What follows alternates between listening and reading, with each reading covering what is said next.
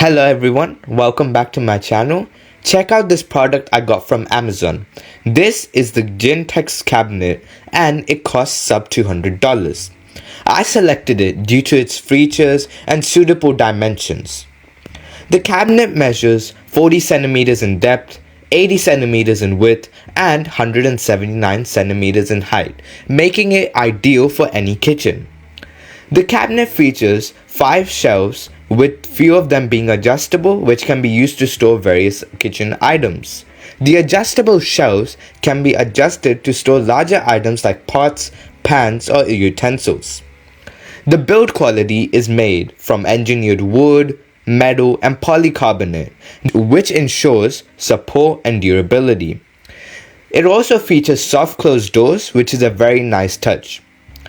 The cabinet has an extremely stylish and functional design, enhancing visual appeal and optimizing the kitchen space. To enhance the appeal of the product, you can also buy LED lights with motion sensors. These turn on when the cabinet doors are opened and closed, allowing for easy visibility. But you will need to buy these from outside, as these are not supplied with the cabinet.